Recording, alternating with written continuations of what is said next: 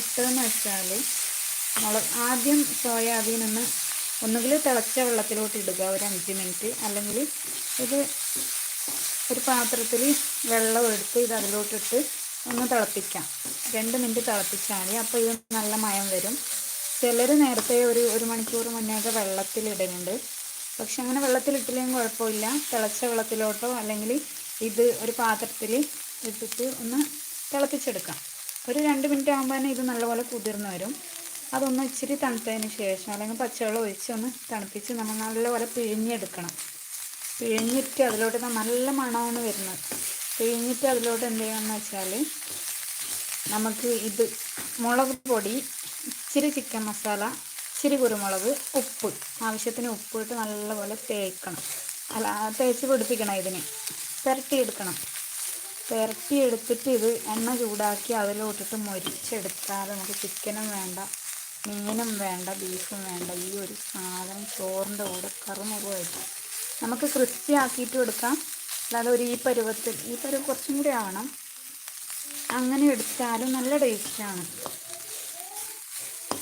എല്ലാവരും ഒന്ന് ട്രൈ ചെയ്ത് നോക്കുക. 10 രൂപയുള്ളൂ ഇത്രയും സാധനത്തിന്. നമ്മൾ കടയിൽ നിന്ന് എടുത്തതാണ്. ഇത്രയല്ല പൈസ കൊടുക്കുന്നുണ്ട്. 10 രൂപക്ക് നമുക്ക് ഇതൊരു ഫ്രൈ ചെയ്താലേ ഞാൻ ഇതിലോട്ട് ഇനിയിപ്പം ഇച്ചിരി സവാളയും കൂടി, നല്ല മണം വരുന്നുണ്ട് കേട്ടോ. ഇനി ഞാൻ ഇതിലോട്ട് എന്തെന്ന് വെച്ചാൽ ഇച്ചിരി ഒരു സവാള എന്ന് പറഞ്ഞാൽ ഇച്ചിരി ഉള്ളി ഇട്ടിട്ട് ഒന്ന് മൂപ്പിച്ചെടുക്കും. ഉള്ളി ഇടാതെയും കുഴപ്പമൊന്നുമില്ല. പക്ഷെ ഞാൻ ഇതിലോട്ട് ഇച്ചിരി ഒരു ഉള്ളിയും കൂടി ഇടാമെന്ന് വിചാരിക്കുന്നു. അപ്പം ഞാനൊന്ന് ഉള്ളി അരിയുമ്പോഴേക്ക് ഈ സോയാബീൻ ഒന്ന് ആട്ട്. ഓക്കെ, ഉള്ളി ഒന്ന് അരിഞ്ഞിട്ട് വരാം. ഇത്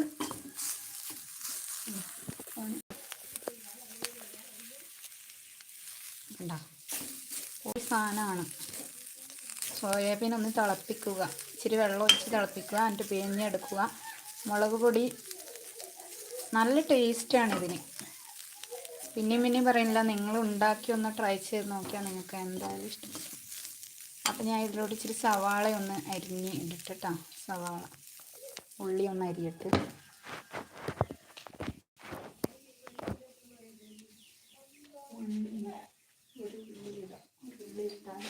ആ ഉള്ളിയും കൂടി ഇച്ചിരി വിനാഗിരിയും കൂടി ചേർത്ത് കൊടുത്ത്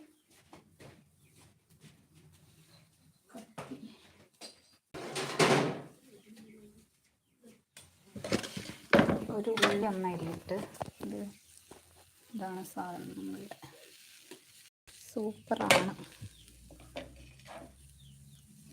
കണ്ടോ,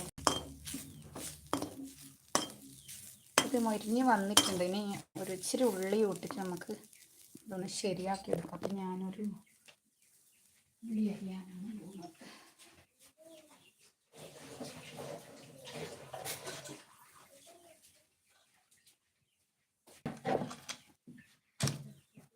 മറ്റേ പ്രാണിയുടെ ശല്യം കൊണ്ട് ഒരു രക്ഷയുമില്ല. അതായത് മറ്റേ കുഞ്ഞു സാധനം ഇതിവിടെ ആയിട്ടുണ്ട്. ഇപ്പം ഞാൻ ഒരു ഉള്ളി അതിലോട്ടൊന്ന് ഇരിയിട്ടിട്ടാ.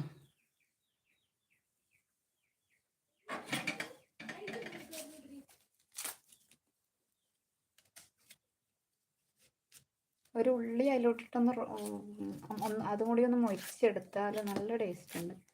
ഞാനിത് പലതവണ ചെയ്തതാണ്. മീനൊന്നും ഇല്ലെങ്കിൽ നമുക്ക് ഇതിപ്പം 24 hours ലൈവ് എന്ന് പറഞ്ഞിട്ട് ഇടേണ്ടി വരും. കുക്കിംഗ് വെറൈറ്റി ഒക്കെ ആണെങ്കിൽ ആൾക്കാർ ഇത് വീഡിയോ കാണുന്നവരൊന്ന് ലൈക്ക് ഇടുവപ്പാ. ഉറുമ്പുകൊണ്ട് ശല്യമാണ്.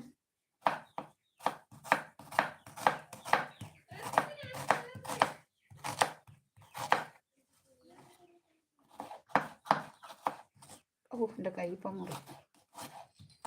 ഈ ഉള്ളി അരിഞ്ഞിട്ട് അതിലോട്ടൊന്ന് ഇടണം.